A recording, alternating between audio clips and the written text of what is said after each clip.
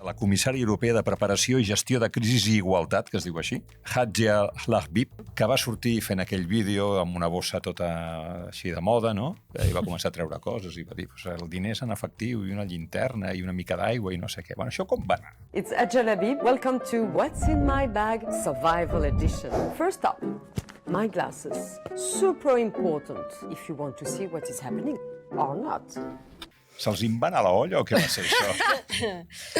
També depèn a qui ho preguntis, probablement, però jo crec que va intentar fer un vídeo simpàtic sobre com preparar-se pensant en els joves, perquè era un vídeo pensat per TikTok, per tant ja va una sèrie de públics, però sí, quedava completament descontextualitzat per bona part de la Unió Europea. O com a mínim per aquesta Unió Europea del sud d'Europa, perquè també t'he de dir que després d'aquest vídeo, que aquí va ser força criticat als mitjans de comunicació perquè no s'entenia d'on sortia, jo aquella setmana tenia classe a Bèlgica, on faig classe a la universitat, i precisament vam estar parlant, i vaig estar parlant amb gent de les institucions sobre aquest vídeo, i la Comissió Europea té com un servei de monitoratge del que surten els estats membres sobre allò que publica la Comissió, i havíem fet un estudi de com s'havia vist aquest vídeo a la Unió Europea, i només havia estat un problema a Espanya i Itàlia.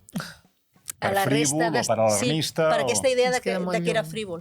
A la resta d'Europa no havia xocat aquest vídeo, no havia xocat. I discutint-ho amb alumnes meus, un alumne dels Països Baixos em deia que li havia generat ansietat, no la frivolitat, sinó aquest recordatori de la vulnerabilitat i de l'amenaça, perquè ells estan molt conscienciats als Països Baixos. I per mi també va ser un aprenentatge personal en el sentit de com és important el punt de vista i la dificultat mateixa per construir relat que té la Unió Europea o institucionalment quan parles a gent tan diferent, amb percepcions tan diferents. Però tu saps si ella o el seu equip ho han vist com un èxit de comunicació, perquè realment n'hem parlat tots. Jo crec que internament algú em va dir allò off the record que potser sí que se'ls hi havia anat la mà.